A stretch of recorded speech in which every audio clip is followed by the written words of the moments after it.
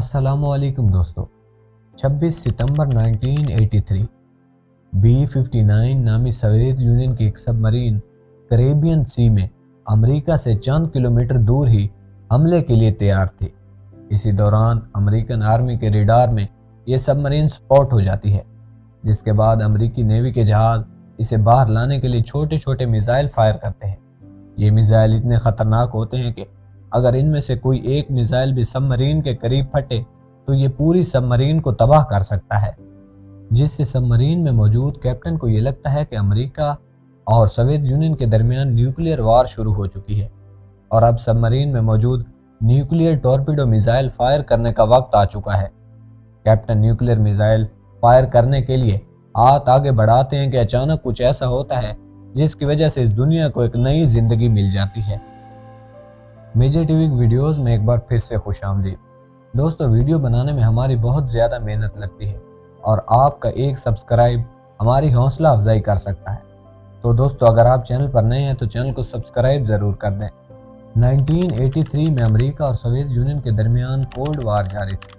दोनों मुल्कों ने अपने न्यूक्लियर वेपन्स सिर्फ एक बटन पर सेट कर दिए थे। अगर कोई एक मुल्क भी पहल करता तो इसका अंजाम दोनों मुल्कों की तबाही के साथ साथ पूरी दुनिया की तबाही था, क्योंकि उस वक्त सोवियत यूनियन भी एटमी ताकत बन चुका था। इसलिए एक भी गलती पूरी दुनिया की तबाही का बायस बन सकती थी। इस सबमरीन में क्रू मेंबर के साथ साथ 3 कमांडिंग ऑफिसर भी मौजूद थे, जिनको ये इख्तियार हासिल था कि वो हमले की सूरत में न्यूक्लियर टॉर्पीडो मिसाइल फायर कर सकते हैं, मगर ऐसा करने के लिए तीनों ऑफिसर की रजामंदी ज़रूरी थी। एक तो ये सबमरीन समंदर की ज़्यादा गहराई में होने की वजह से मास्को से राब्ता नहीं कायम कर पा रही थी, जबकि दूसरी तरफ अमेरिकन नेवी के शिप इस सबमरीन को बाहर लाने के लिए छोटे छोटे मिसाइल फायर कर रहे थे।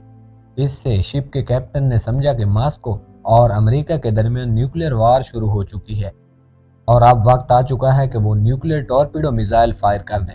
ऐसा करने के लिए मास्को ने उनको खुली इजाज़त दे रखी थी कि अगर दोनों मुल्कों के दरमियान जंग हो जाए तो आप न्यूक्लियर टॉर्पीडो मिसाइल फायर कर दें। इन 3 सीनियर कमांडिंग ऑफिसर में 2 ऑफिसर तो इस बात पर राजी थे कि न्यूक्लियर टॉर्पीडो मिसाइल फायर कर देना चाहिए, मगर एक ऑफिसर इस फैसले के खिलाफ था। इस शख्स का नाम था वजीले आर्कीपोव। वजीले आर्कीपोव एक जूनियर कमांडिंग ऑफिसर था।